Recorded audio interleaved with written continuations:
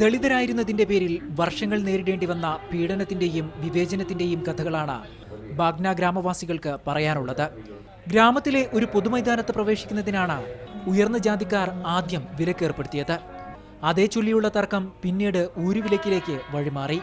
नाई की दुकान है, स्कूल है, मंदिर है, सामूहिक चौक है, जोड़ है, कुएं हैं, जिस तरह की जितनी भी सिस्टम थे जो सभी यूज कर रहे थे, हमारा वहाँ से बाइकाट कर दिया.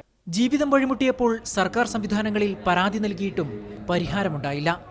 സംസ്ഥാനം മുൻപ് ഭരിച്ച കോൺഗ്രസ് സർക്കാരും ഇപ്പോൾ ഭരിക്കുന്ന ബിജെപിയും ഇക്കാര്യത്തിൽ ഒരേ നിലപാടാണ് കൈക്കൊണ്ടതെന്നും ഇവർ പറയുന്നു.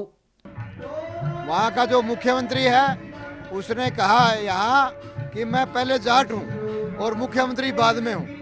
ഇസ്ലാം മതം സ്വീകരിച്ചതിന് പിന്നാലെ സംഘപരിവാർ പ്രവർത്തകർ സമരപന്തലിലെത്തി മതപരിവർത്തനത്തെക്കുറിച്ച് ആരാഞ്ഞെന്നും ഇവർ പറയുന്നു. ഗ്രാമത്തിലേക്കുള്ള മടക്കം സുരക്ഷിതമല്ലെന്ന് ചൂണ്ടിക്കാട്ടുന്ന ഇവർ ഊരുവിലക്ക് വിഷയത്തിൽ നീതി ലഭ്യമാക്കി തരണമെന്നാവശ്യപ്പെട്ടാണ് ജന്തർ മന്ദിറിൽ സമരം തുടരുന്നത്.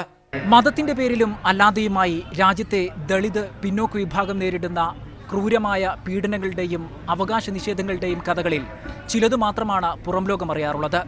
അക്കൂട്ടത്തിൽ പുറം ലോകമറിയാതെ പോകുന്ന കഥകളിൽ പെടരുത് തങ്ങളുടെ അനുഭവമെന്ന നിർബന്ധ ബുദ്ധിയാണ് ഈ ഗ്രാമവാസികളെ ഡൽഹിയിലെത്തിച്ചത്. ജന്തർ മന്ദിറിലെ സമരവീഥിയിൽ നിന്നും ക്യാമറമാൻ അനൂപിനൊപ്പം ടി കെ റാഷിദ്, മീഡിയ 1.